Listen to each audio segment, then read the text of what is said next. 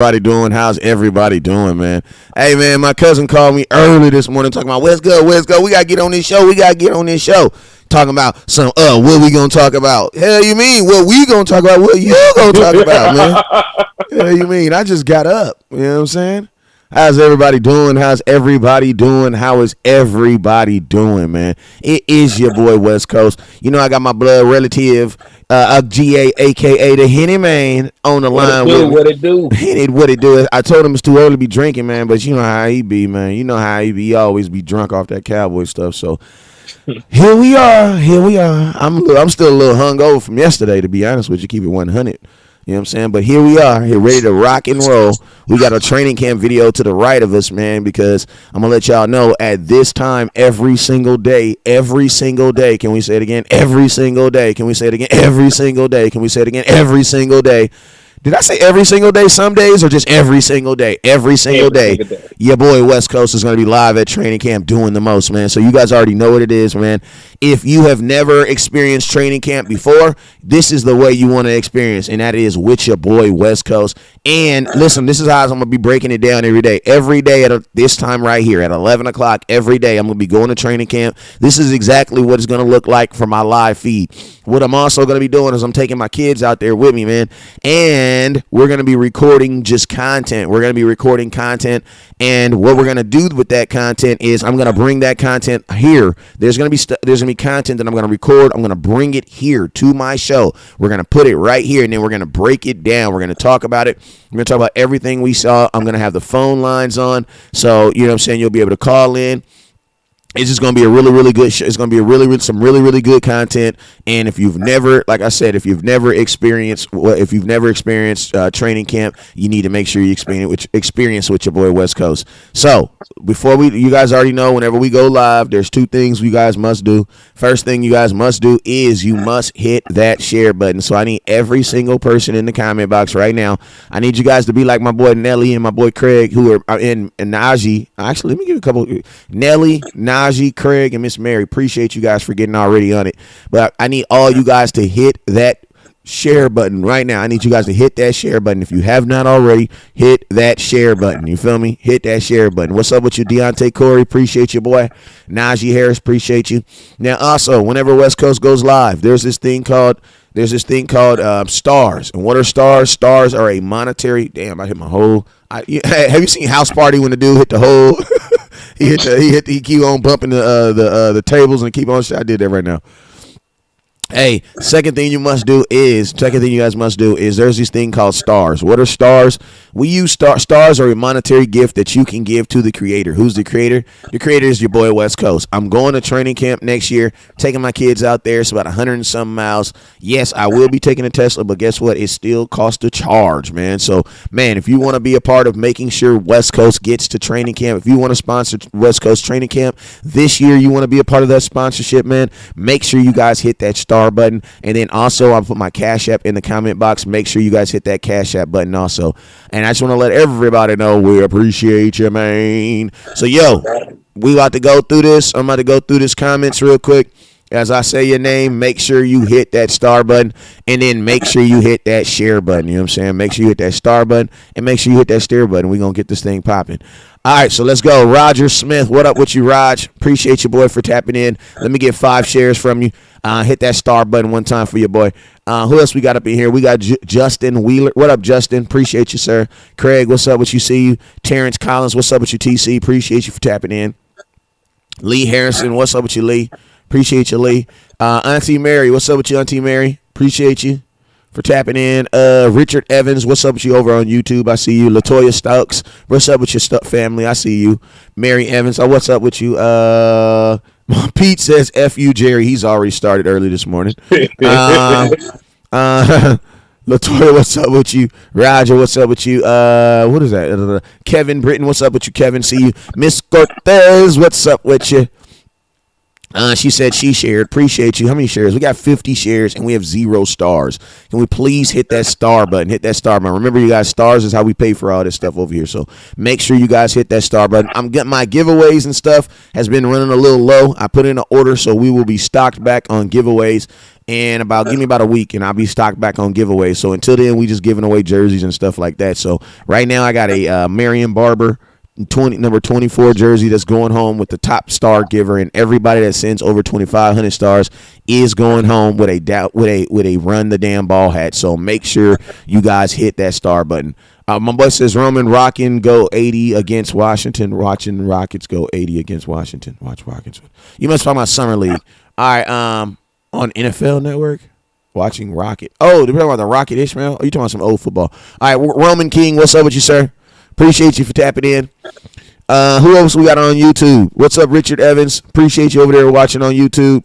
Hey, if you're wherever you're watching, if you're watching on Twitter and you're my Twiggers, what's up with you? What's up? Good morning. Let's get this thing popping, man. So man, let's go, man. Let's go, GA. What's on your mind, man? Let's talk about it. Well, so you brought up the prospect of training camp, man. You know, we really need to get into some of the things we need to be looking for in training camp. Some of the position battles, the looking and going to the next season. And my main concern, Chris Bolts. Sorry about that. Yeah, you're good, man. My main concern really going into next season is going to be the offensive line and, you know, their level of competition during training camp. All right, let's talk about it then. Go ahead and expound on it. Okay. So a lot of people had question marks about Tyler Smith, our first round pick coming out of Tulsa. Now, the film says he has the athletic ability to be a good player in the NFL, but the tape says this man is going to be a work in progress, especially if we stick him in the fire and play him at tackle. Because I believe this man led the NCAA in penalties, if I'm not mistaken. Yeah, the Cowboys had already said they're going to play him at guard, so that's kind of...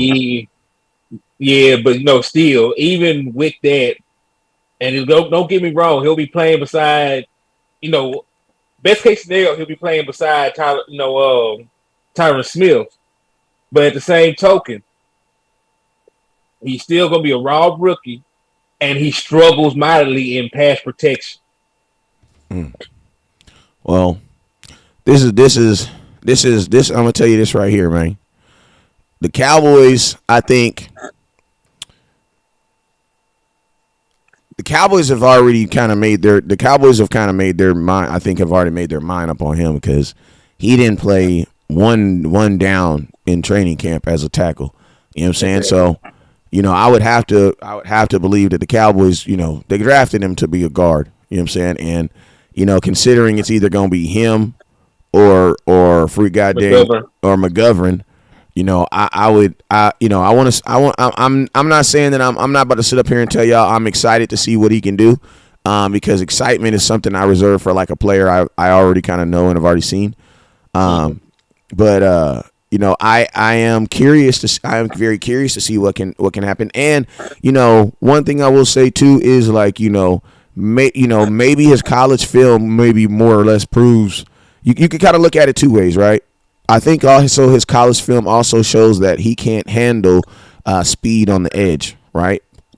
So if he can't handle speed on the edge in college, I'm very leery on trying to see if he can handle speed on the edge in the NFL, where it's going to be 3 times as faster. You know what I'm saying? So, in this situation, I would probably prefer him to be at a guard because, like you said, the penalties and the penalties, in college kind of shows that he did have a problem with speed on the end. So it's like I don't want to put him in a greater position, a greater need. And I still believe that Tyron Smith is a better. I still believe Tyron Smith is better than. There's 32 starting tackles. Was it right tackles in the NFL? Left tackle. Left tackle, sorry. Left tackle, 32. I think there's probably... I still think he's a top 10 left tackle. Yeah, that's what I was going to say, bro. I was literally about to say that, bro. They're not 10 left tackles. Yeah, bro. Like, for real, bro. Like, for real. And I think we about to talk about T. Smith for a minute, man, because, like, listen, I think this is what Dallas Cowboys... This is what we do. I'm going to tell you about what we do, right? We will be like, we don't ever look at is a guy better than, like, we always say, oh, he's declining, he's this, he's not going to do this. But my question is this, man. Even with how you may feel about T. Smith, even with how you may feel about him, when you put him up against the other tackles in the NFL, where does he rank? And man, he's still one of the better tackles in the NFL. Right, and people forget he was the best left tackle in the league for a long time. So even if he declines, it's not like he's falling from being an all right guy to being a bum. He's falling from being the best guy to still being elite. There's another step to fall before we fall out the category of being a top tackle. Yeah, man. So and I mean, I think Tyron Smith has definitely been one of those guys where his career has been so marred with injuries, man. With injuries and his ability to stay healthy. So I think that is. I think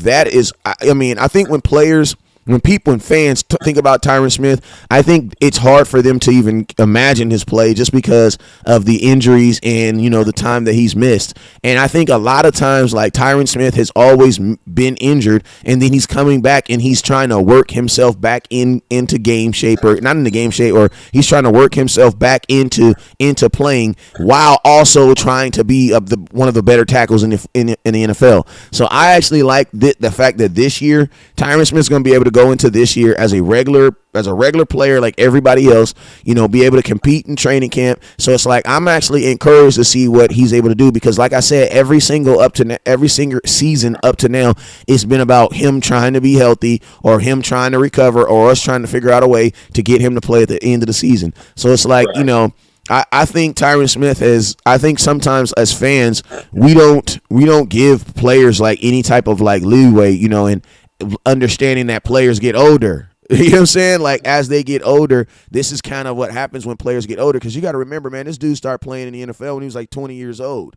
21. He's been in the league 10. He just played his 10th season. Let me see, 21, 22, 23. So it's like, bro, imagine, like, bro, there's not too many players that are in their 10th, 11th season that are still considered a top something in the NFL, no matter what position you are. Like, Tom Brady is viewed as a top quarterback in the NFL because he's Tom Brady, but like skill set, he's not a top 10 quarterback in the NFL right now. You know what I'm saying? There's quarterbacks that are better than Tom Brady, but in the overall game, he's the GOAT. You know what I'm saying? Mm-hmm. But there's not too many guys who are playing 10, 11 years in the NFL who are still viewed as a top player at their position, man. What are your thoughts, man? I mean, even for they say all the stuff about Tyron Smith, he still played 11 games. Appreciate you, buddy. He still had double-digit games, and what's up with you, Auntie Charlene? One of those games he set out because we already had things sold up in Week 17. So I still have faith in Tyron Smith.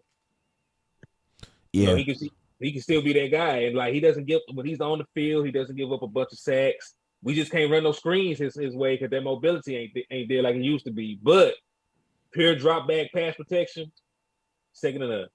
Yeah, and you got to think it like this, man. Like, as players get older, unless they're Barry Bonds or Sammy Sosa or Mark McGwire, there has to be an understanding that there's going to be some type of diminishment in their game. You know what I'm saying? That's just real. Like, that's in everything. Like, everything at some point is going to start diminishing and start breaking down, no matter what it is. You know what I'm saying? So I think we're talking about diminishing play. The man made the Pro Bowl last year. Facts. So I mean, and that's why I said, like, I still think I think Dallas Cowboy fans, I think we have just gotten so immune to his play, and I think we've just fans we get upset with players with because they get injured because they don't play. But my question is this, man: if you take Tyron Smith off this team, who would you replace him with, man? Like, how would you even replace him? Nah, there's nobody to replace him with on this team currently as constructed. Like, you would lose so much productivity. Like, you already struggled in pass blocking with him on the field. So imagine what it would look like without him on there. Like people don't get there. We were 23rd in pass protection last year. And the pass block win rate, we were horrid. Hey, and I'm gonna with him playing. And I'm gonna tell you something too, man. If you want to see how his value is, man, all you got to do is let the NFL know that he's available for trade. As soon as you say that he's available for trade, half the NFL is gonna call your phone. Facts. And also look at his value from 2020. He played 2 games in 2020. How did the offense look even with Dak Prescott there? In the games that he did play. How did we look? It's a good point. I mean, and this is something else I think we got to also understand about Tyron Smith and that is this, right? If the Dallas Cowboys were, thinking about possibly moving on, like a move on from Tyron Smith, that's a draft pick, man. Like Tyron Smith is not a guy that you accidentally found. Like, this is a guy you had to go draft in the first round, early rounds. Like, Tyron Smith, that position is not a position when it is time to replace Tyron Smith, that is going to have to be a position that we're going to have to actually either trade to go get, or this is going to have to be a lottery pick, because you just don't replace him with some guy that you think is going to be good. You can't do that with his position. No, the guy that they said would be the next Tyron Smith came out in the draft last year, and he plays in LA with the Chargers. And that's the boy Rashad Slater. Mm-hmm. What's up with you, John Cofield? That was his draft comparison. All right, man. Let's go switch to the next. What else was on your mind this morning, man? Man, we're still talking about position battles, and we already touched on tackle, but there's not going to be a position battle at center, and it should have been. Because they still never brought anybody in to challenge this boy. And we talk about Tyler, not so badass. And he was mediocre at best last year. He improved from his rookie season, but he still, from what they promised us he would be, with the comparisons to what's my boy name that had autoimmune disease? Travis Fredericks. With them comparing him to Travis Frederick, we have not gotten what they promised. He's a starting caliber center, but he is not a difference maker, and he still gets overpowered at the point of attack. Yeah, man. And I mean, my biggest thing that saves him is like, the biggest thing that saves our center, honestly, is the fact that most of our pressure that we get actually comes off the ends. So when people like to be like, yeah, but he didn't give up any sacks, I'm like, yeah, because D tackles don't get a lot of sacks anyway. You know what I'm saying? Right. But we're gonna see that holds up. We do play Aaron Donald this year, so I hope people understand if he gets bullied all game, it's going to expose that man. Yeah, but you know what they're gonna say about Aaron Donald? Everybody gets bullied about him. But I'm gonna tell you this. This is the issue that I had. Like, man, when your consistency lack of being able to run in the middle of the field, man, that means your center is not doing anything, man. And like, I think that he's in the best position because, man, you played next to Zach Martin, who always plays every single game. You know what I'm saying? So you kind of had him protected like that. I think the Dallas Cowboys, this was an example of the Dallas Cowboys kind of giving someone a position by default and not making him earn the position. I also think that, like, man, I think this is also, people, Stephen Jones says that, Super Bowls aren't won in the offseason. Well, we can definitely say that a move that they should have made a long time ago that kind of burned us was like, man, the whole Joe Looney. Like, you had your backup center in Joe Looney. What did you do? You allowed him to go out into the open field and sign a dumb contract that really wasn't even worth anything with the Giants that he ended up retiring on. You know what I'm saying? So it's like, and then you were forced, like, to be honest with you, you don't even have a backup center right now for Tyler Baez if he was to get hurt. And think about this. Connor Williams currently is playing center. He's playing center for the Miami Dolphins right now. Yeah. Now, I'm not saying I want him to be an eye center, but I'm like, I would have liked to see what he could have done at center before he got the ooze up out of here. You know what I'm saying? Like, speaking of guys that should have got a chance somewhere else, they should have moved Leo Collins to guard. Yeah, but Leo that was a situation of he's already paid. Wherever you put him, it doesn't matter at this point. Yeah, and like last year would have been the perfect year to do it because, man, the dude was fighting suspension and injury. So it's like, bro, you need to do whatever you got to do to help this team. You know what I'm saying? So, the fact that the Cowboys, my thing is this. If you think that you're going to walk away from a player, you should try to do everything you can with that player to see where else you can use him and what else value you can get from these guys. You know what I'm saying? Like that has to be something that has to be done. When these players, especially on their last years, like this year, not to segue over it, but like Tony Pollard, man, like this could be possibly Tony Pollard's last year in the Dallas Cowboys. So guess what? The Cowboys, man, you need to utilize every asset of him. You need to utilize and you need to use every asset every avenue that you possibly can. Utilize this kid, overuse him so that you can get the most out of him, so that you can understand what you can do with him, man. Very true. You know what I'm saying? And that's a sad thing because it's going to probably be Tony Pollard, if they utilize him right, it's probably going to have a breakout season, and he's probably going to be gone. When we had this man on the roster for 3 years prior to this. I mean, what do you consider a breakout season for Tony Pollard? A breakout season for Tony Pollard will probably be something along the lines. I expect Tony Pollard to get a bunch of snap and slot. Just with the way that this roster is constructed right now, I expect Tony Pollard to be the slot receiver at some point in the season. So a breakout season for Tony Pollard as a slot receiver would be anywhere from 800 to 900 yards and about six touchdowns in the receiving game. Yeah, this is what up with Sadiq Charles. Bruce, up with you.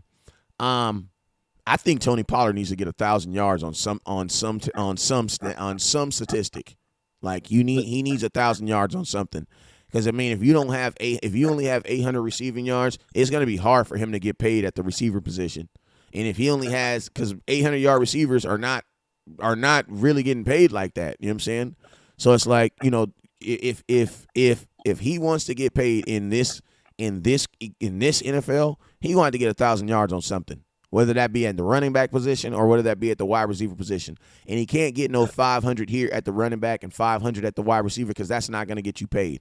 Debo Samuels did that better. He did it with 800, and guess what? He didn't get paid.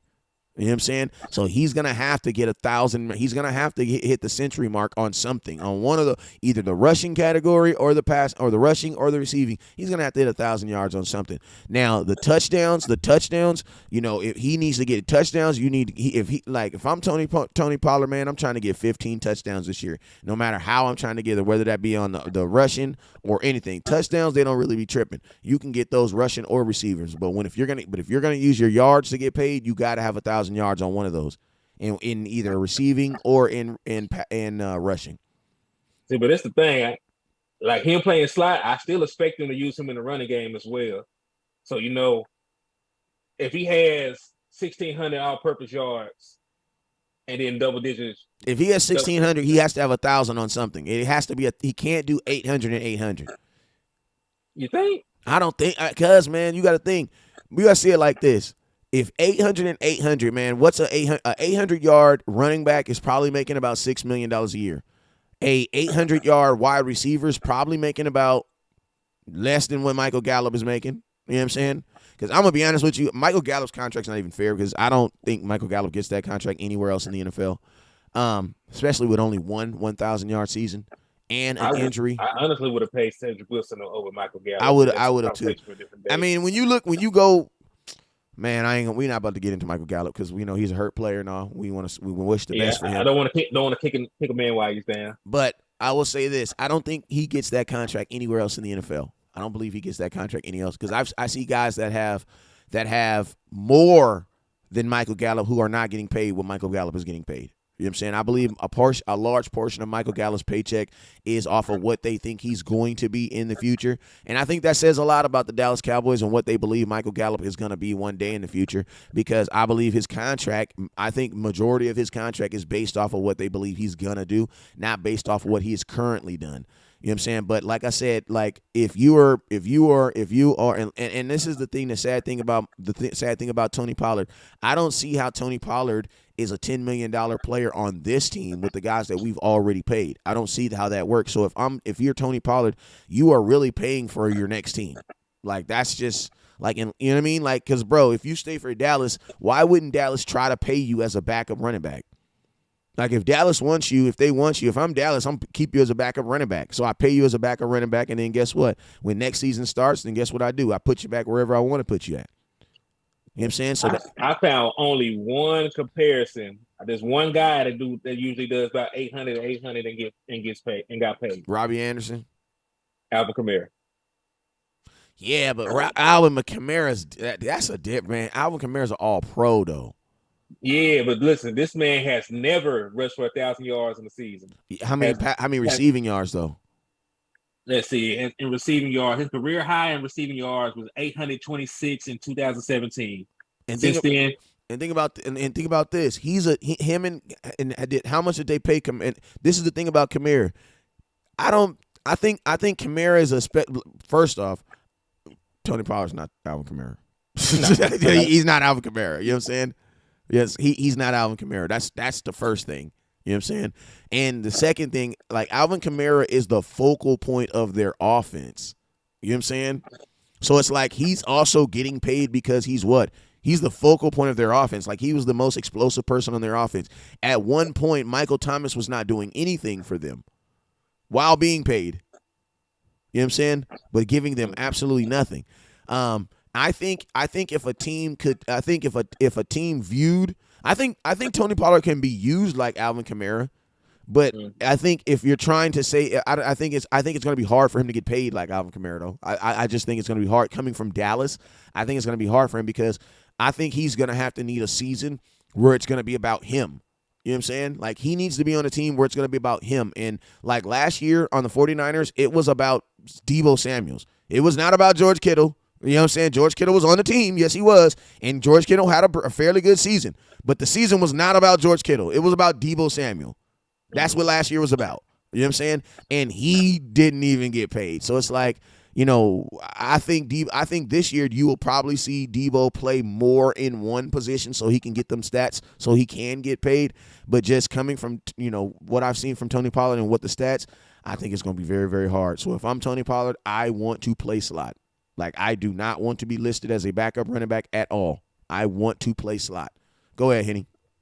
yeah, I'm just going to say, looking at Tony Pollard's numbers, you know, he had 1,000 all-purpose yards last year, 719 rushing yards, 337 receiving yards. So you probably are right. He's going to have 1,000 in one category and then like 500 to 600 in another. Because the 1,000 is what they're going to determine what position you are. Because you got to remember, not every team values these athletes. Not every team values these ATHs.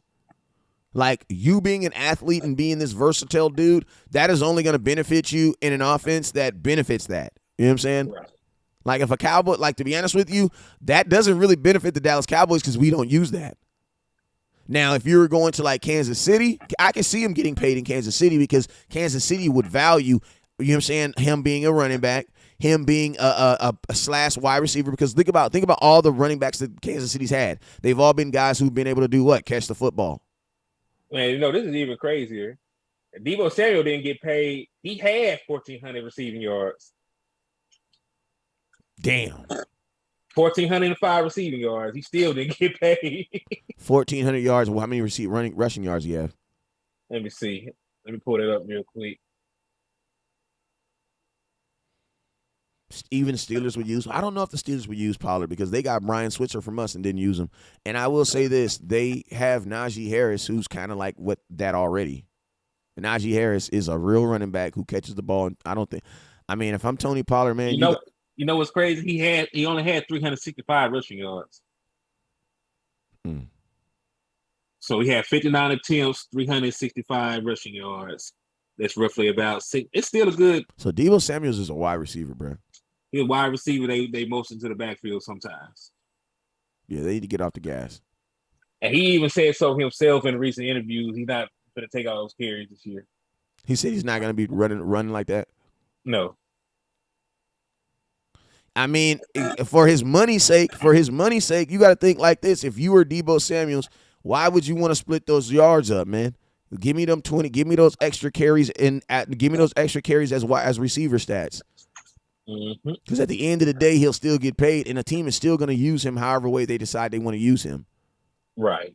You know what I'm saying? So it's like if I'm Deebo Samuels, I need to do what's going to get me paid right now. Yeah, because, you know, just based on the numbers he put up on the years prior, you know, he's going to need to have another season where he put up these numbers at a receiver. Because the year before that, he only had 91 yards receiving. His rookie year, he only had 802 yards receiving. So he's going to have to put up another month of season just to get paid. Yeah, and he also has to be. Also, he wants to be limited as a wide receiver too, because the value of a running back is just not there. Like teams don't value running backs like that. Man, the way it's going, they might not even have running backs in the next 10 years. Yeah, I mean they're gonna. I mean they'll have the position, but they just gonna all be wide receivers. It's like defensive. It's like the defensive end position. Like defensive ends don't even look like LeBron looks like a defensive end. You know what I'm saying? Like I used to. Go ahead. Just like they're moving towards position is basketball. Anybody can be a center now. Exactly. You had to be 7'1", 280 pounds, ugly. They got Draymond Green playing center. He's about 6'2". Exactly. You know what I'm saying? So it's like the that's because the game is going faster. Everything is going faster. And when you go faster, everything gets smaller. That's just what it is. You know what I'm saying? Whenever you go faster, everything gets smaller. You know what I'm saying? Size gets reduced. You know what I'm saying? But hey, Bishop said something. He says it's all about how much a team values a player will determine how much they get paid. I think that's a large portion of it. I think that's a large portion of it. How much a team values the position and what you bring to it. I think that's pretty much true for around the NFL, but I think not necessarily in Dallas. In Dallas, I think Dallas doesn't value anybody. Yeah, I mean, I think they value who they choose to value. You know what I'm saying? And it's like they don't, where other teams value players based off of what they can bring to your football team or what they offer to your organization. I think the Cowboys kind of have their own kind of checklist on why they value a player, and I think a lot of it doesn't really center around football. You know what I'm saying? So I mean, just out of curiosity, how many of our players had to hold out before they got paid? I mean, all of them, every single last one, Zach Martin included. Yeah, I mean that's just the way of Dallas, man. That ain't gonna change. Like that's not gonna change. Business. That's not gonna change. You know what I'm saying? Like the Cowboys, that is their, that's their way of getting.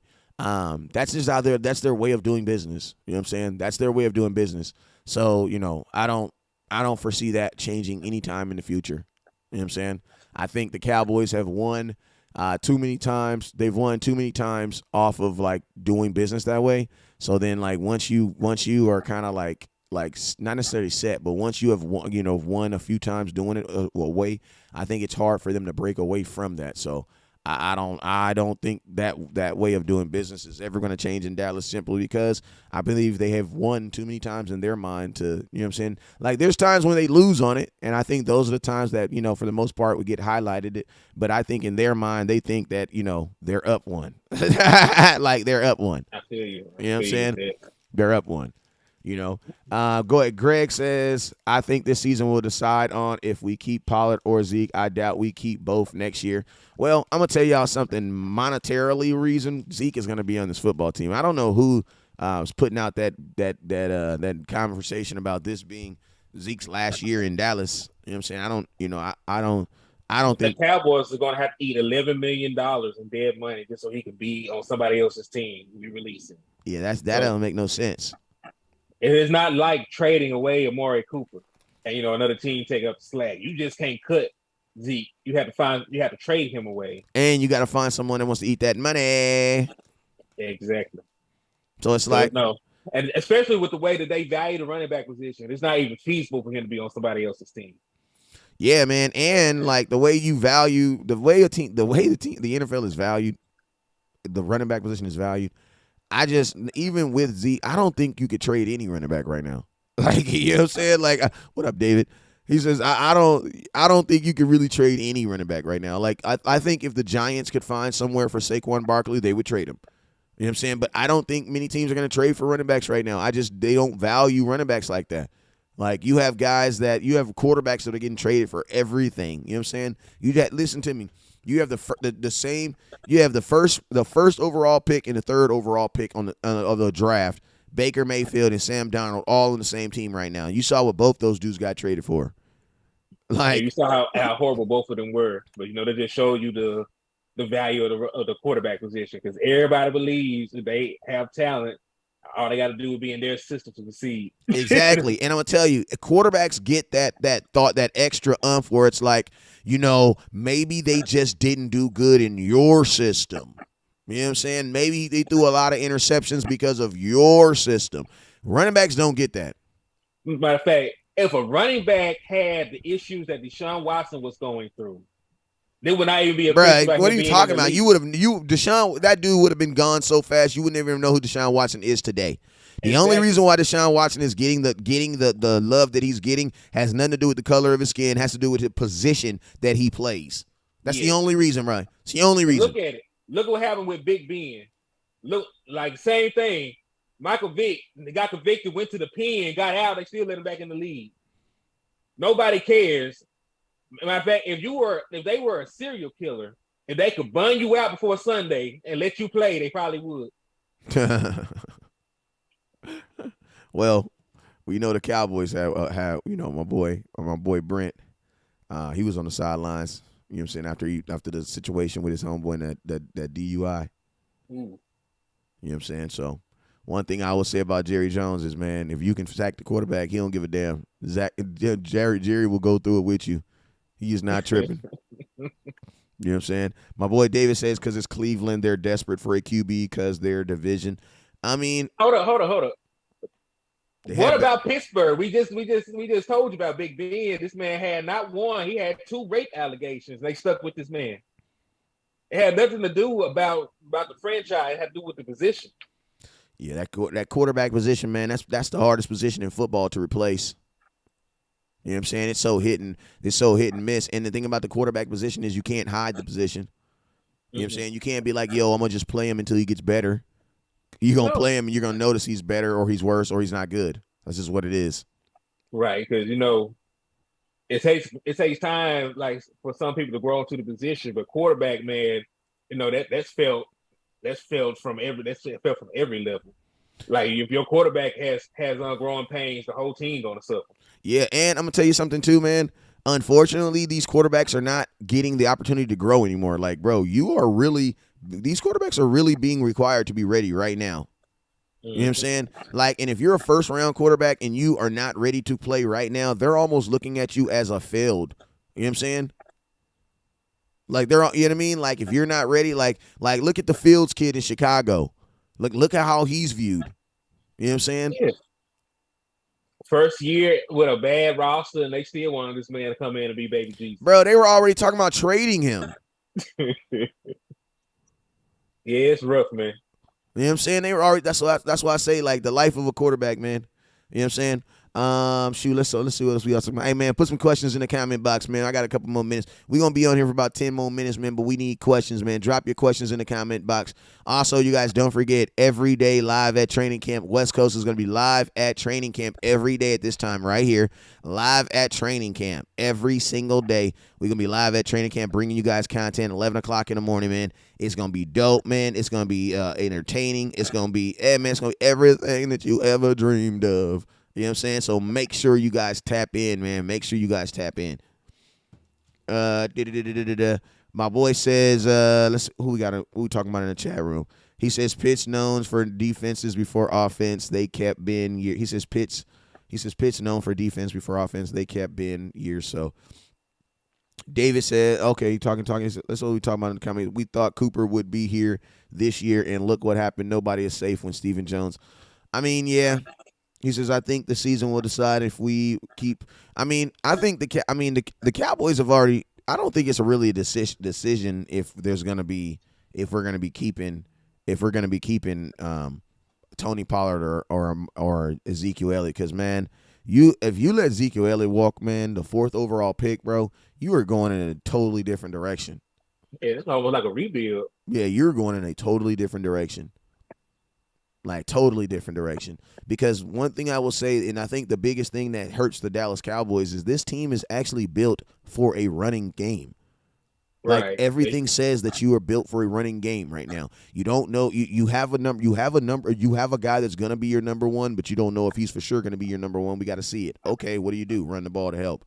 You got a new guard who's never played guard in the NFL. You have a new tackle who's going to be starting his first year in the NFL. He started games, but Terrence Steele, this is his first year coming as a starter. You have Tyron Smith coming back off of injury. You know what I'm saying? So you get what I mean? Like, you have movement on the offensive line. Bruh, what's the best thing to do? Run a damn Run the ball. football. And then we already had a show where we talked about the amount of production we lost just by guys not being here. Amari Cooper gave you 800 yards and 8 touchdowns. Cedric Wilson gave you 600 plus yards and 6 touchdowns. Michael Gallup is gone for the first part of the season. You cannot expect to replace all that production just by throwing the ball around with mostly guys that weren't on your team last year. Exactly, man. I was on the my Miss Bonnie got a question for you. She wants to know where she can follow you at on social media. I'm gonna tell you like this, man. I was on a live stream last night, and it's like 3:00 in the morning, bro. And they wanted to talk about freaking wide receiver all damn day, bro. I'm like, bro, we should not be throwing the damn football. This is not a team that says throw the damn football. Like, this is not a team that says that. This team is 100% now built to run the damn football. And more importantly, it's like, this is better for your team. You know what I'm saying? Like this team is still designed for Ezekiel Elliott to be the best player on this team. Like, my hope is that the Dallas Cowboys would just allow him to be the best player on this team. Yeah, that's really how it should be too, because like common sense football, you can't pass block. Then that unit that you had pass blocking has changed. You don't know what they will do. You have a center that struggled. You have you have a new guard that struggled pass blocking.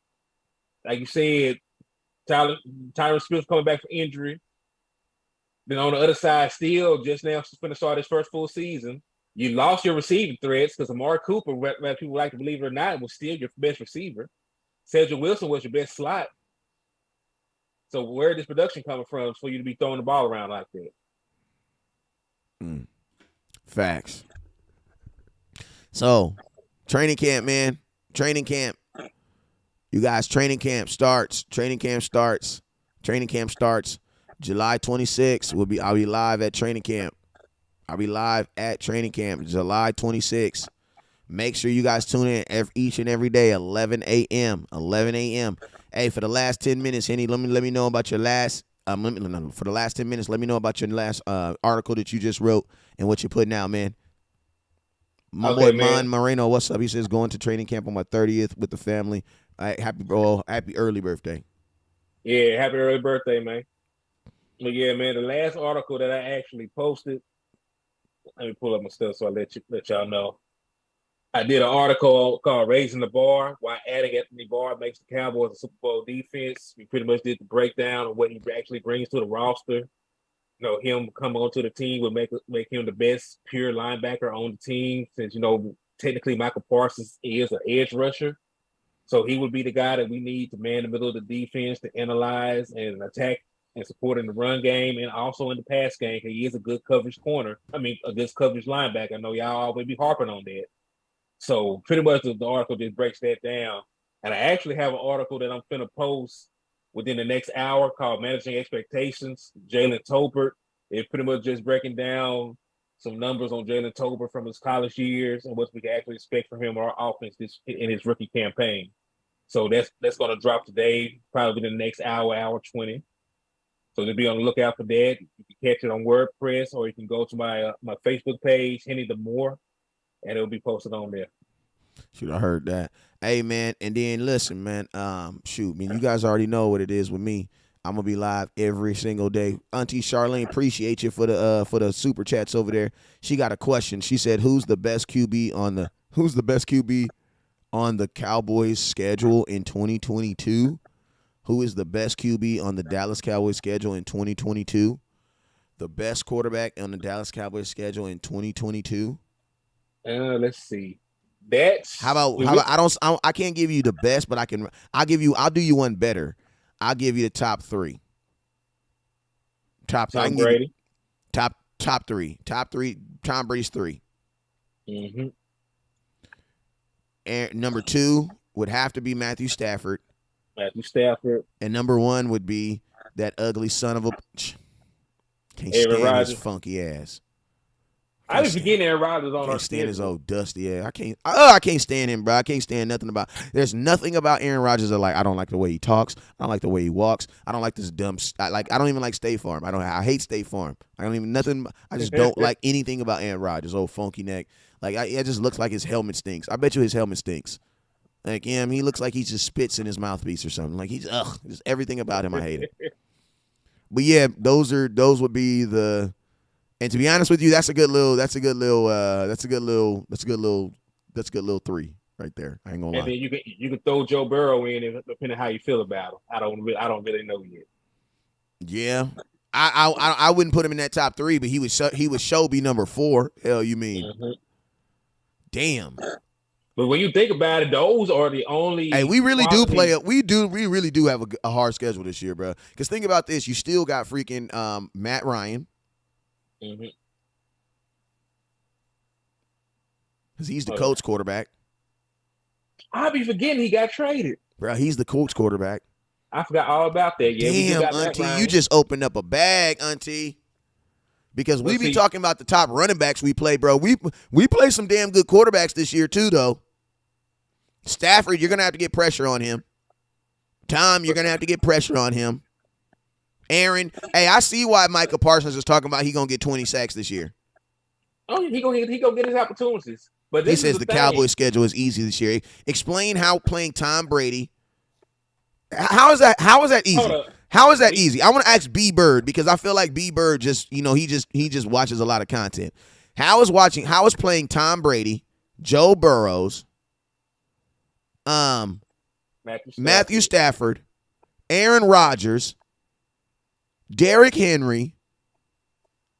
Bro, how is that anyway? And those are 5 different games. And let's go even deeper. Cincinnati Bengals went to the Super Bowl last year. Los Angeles Rams won the Super Bowl last year. Tampa Bay Bucks won the Super Bowl the year before. Aaron Rodgers was the MVP of the league last year, correct? Yes. Okay, let's go even further. The Colts have an MVP candidate in Jonathan Taylor, and they added a former MVP quarterback in Matt Ryan. Yes. Okay, no matter what you say about the Eagles, we played them twice. They were a playoff team last year, and their quarterback made the Pro Bowl. Yes. So I don't understand how we have an easy schedule. I don't, because those about like 7 to 8 games we have a task. Yes. And then when you look at the division, you can't even say the Redskins will be an easy out because they've improved their wide receiving core and they added a quarterback that's familiar with the division. Yeah, and I'm gonna tell y'all can miss me with that BS about the NFC East being a trash division when Aaron Rodgers plays against who every year. Slap yourself. Matter of fact, they were the worst. Man, if you don't slap yourself, folk, man, look, folk, we had 2 teams from our division go to the playoffs last year. 2. But you want to talk like, bro, Aaron Rodgers, look who the hell he playing against. Yeah. Like, come on, bro. He had Detroit and Chicago. And then they lost one game to Detroit. Facts.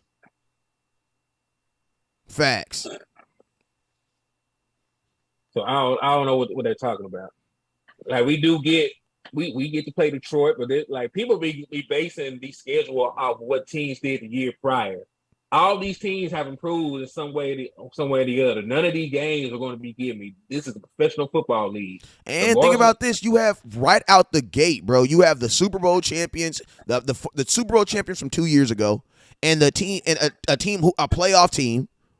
Then you have the team who lost in the Super Bowl the very next week. Then you have a division leader. I mean, not the division leader. Your number one division rival the third week. Like, how is that an easy schedule? Facts. If anything, first 3 weeks of the season are going to tell us how the rest of the year is going to go. Exactly. And we're able to go 2-1. And 2-1, I feel real good about us. No matter which 2 we beat. If we beat Tampa Bay, lose to Joe Burrow and them, and beat the Eagles, I'm good with that. But we're 1-2 or 0-3. Oh man. I'm gonna tell you this right here. The game that we have to win more than like I will take a win versus Cincinnati way better than a win from Tom Brady. Like I don't like I want to win. I want to win every game. But the game that you really want to win is Cincinnati. That's the game that you really need to win because that's the new NFL. Tom Brady's going to be gone in a year. Like, this is the last year you'll ever play Tom Brady. Last year, Tampa Bay's going to go back to wearing them trash-ass uniforms and nobody caring about them. You know what I'm saying? Like, literally. Like, literally after this year, you will never hear about the Tampa Bay Bucks again. Never. You will never hear about the next time you hear about the Tampa Bay Buccaneers after this year is going to be about them having the number 1 draft pick overall. Promise you. That's the next time you'll hear about them, right? Well, the Cincinnati Bengals, they're going to be here. They're going to be here. Joe Burrows ain't even got an extension yet, bruh. Like, you know what I mean? That dude's only been in the league technically, 2 years? Mm-hmm. Like, his third year. Like this is going into his third year? Like, bro, you're going to have to deal with Cincinnati, and praise God they're in the AFC. But, like, that's the team that that's the team you want to beat. Like right now, beating the Buccaneers is like beating the Lakers. Like, bruh, I'm a Laker fan, but nobody cares about beating the Lakers. Who do you want to beat? You want to beat Golden State. You want to beat you want to beat Memphis. You want to beat the Mavericks. You want to meet these new teams that you know are about to be ruling in the NBA. You know what I'm saying? Yeah, that's very valid point. You know, that's the direction the league is going into. More mobile quarterbacks, more athletic, faster defenses. So we'll see how we fare. And then that game going to be at home, so that's a must. Yeah, but the only thing that sucks about the Dallas Cowboys is, man, we do not have a home game. We don't have a home court advantage. Like, we just don't have that. Like, I've been to enough Cowboy games to vouch. We don't have it. We don't have it. Like, we don't have it. Like, you know what I'm saying? You'll come in there and you literally, like, bro, like, man, I don't know. Tampa Bay, they don't travel good, but that Cincinnati game, I feel like that Cincinnati game is going to have a lot of Cincinnati Bengals fans in it. We gonna see though. We gonna see. You know what I'm saying? But Cowboys, we gotta for sure. Like if we can start off 2-0, man, that's gonna be powerful for our season, especially going into that division game against the Eagles. That's gonna be powerful. Hey man, we've been on here for an hour, man. Hey, let them know where they can find you at, man. Let them know they can catch you up at. Man, you can look me up at Henny the Moore on Twitter, Facebook, and WordPress. That's HENYTHEMOOR. He said the stadium wasn't built to provide a home court advantage. Boys, what is you talking about? Yeah, it was. I done been in AT&T Stadium and seen College State, and it felt like a college game. Been there to see my little brother play, and it felt like a home game. Man, it's about the butts in the stands. Ain't nothing about no being built. You know what I'm saying? No, it's about these trash Cowboy fans that be sitting there drinking their $15,000 margaritas. You know what I'm saying? Their cocaditas or whatever they be sitting there, sitting down on third down. You know what I'm saying? Like, what the hell? Like, man, the big-ass sign in the air says stand up on third down. You still got Cowboy fans sitting there. I'm drinking my mojito. You know what I'm saying? Like, that's why when I go to Cowboy games, I never sit in the stands. Never. I be on the floor. I be on the floor with the players because man, ain't nobody about to freaking call the laws on me because I'm standing up on third down. I'm going to keep it real with you. You know what I'm saying? Cowboy fans, we just got to get better. You feel me? That's just what it is. And if we want it, like you can have a home court advantage anywhere. You know what I'm saying? Facts. It's about the crowd and the atmosphere, man. Exactly. You know what I'm saying? But, yo, man, you guys already know what it is, man. I appreciate y'all for tuning in. It's been your boy West Coast. Been my cousin OGA, a.k.a. Henny the Cowboy, man. And we've been rocking with y'all for about an hour. Thank you guys for everything y'all do. And we appreciate you guys. Make sure you guys continue to hit that share button and like button. And we will see y'all tomorrow. We'll see y'all tomorrow for sure for a show. Might try to do something later on the night, but for sure we'll see you guys tomorrow. You guys already know what it is.